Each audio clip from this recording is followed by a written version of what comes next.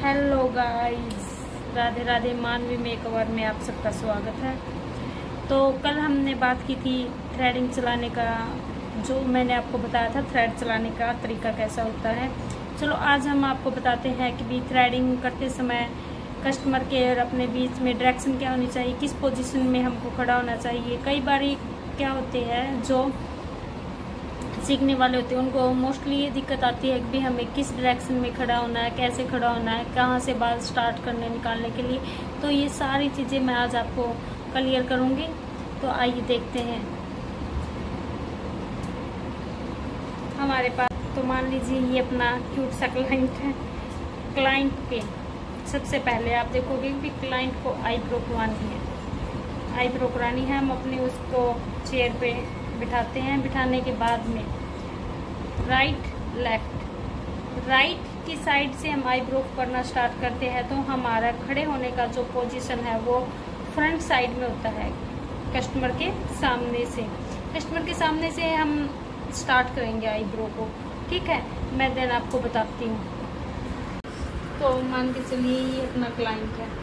अब हम आईब्रो करनी है, उसके लिए मैंने आपको कल बताया था। अभी हमने अपना थ्रेड यूज करना। थ्रेड लिया 3 फिंगर्स, 1 2 3 4 5, देन 2 फिंगर 1 2, इससे ट्राई कर लिया। इससे हमने करनी है कैसे, स्टार्टिंग कहाँ से करनी है।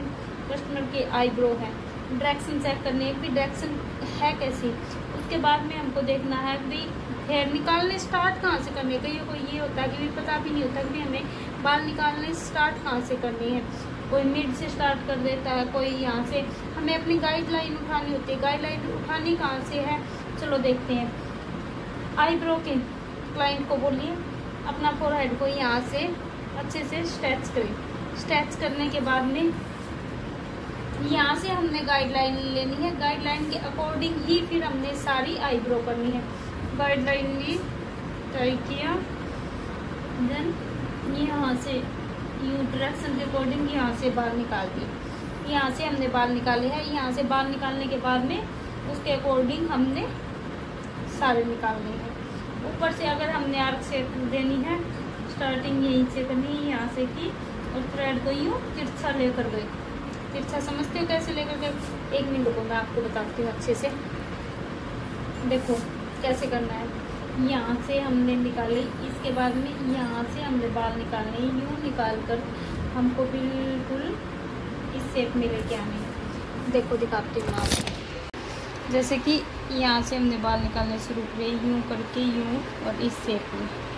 आजकल मोस्टली कस्टमर आर्क शेप बनवाना पसंद करता है। आर्क शेप कैसे, यहाँ से ऐसे।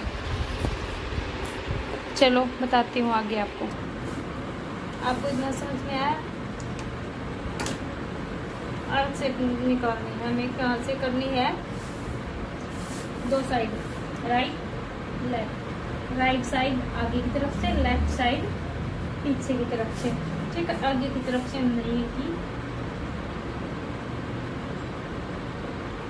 जब थ्रेड चलाते हो उस टाइम पे थ्रेड का प्रेशर नहीं होना चाहिए। थ्रेड बिल्कुल हेयर के जड़ से उठाना हमको। हेयर की जड़ से लो, अच्छे से गर्दन की सहायता से एकदम से खींच दो उसको, ठीक है। फिर इसको वही तरीका इसमें यूज होगा। सबसे पहले हमने क्या करना है, ऊपर से टाई करवाना है कस्टमर को। ऊपर से टाई करवाने के बाद में गाइडलाइन उठानी है। गाइडलाइन यहीं से हमने करनी है, ठीक है। इसके अकॉर्डिंग फिर हमको अपनी ये हाथ जितना हल्का रहेगा, क्लाइंट बोलेगा आपने बिल्कुल अच्छा किया है, आपने 1% भी दर्द नहीं किया है, ठीक है। मेरे क्लाइंट भी मोस्टली यही बोलते हैं कि भी मैम आप दर्द नहीं करते हो।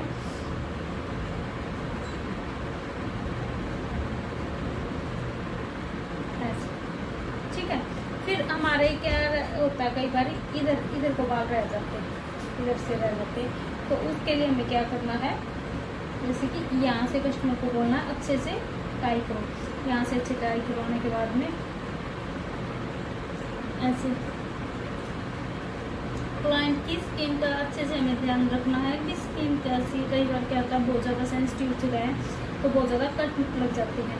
इस चीज़ का हमें ध्यान रखना है कि क्लाइंट को एक भी कट ना लगे। ठीक है। कट आपने 1-2 बार क्लाइंट को दिया, क्लाइंट आपका खत्म, समझो गया वो आपसे भी।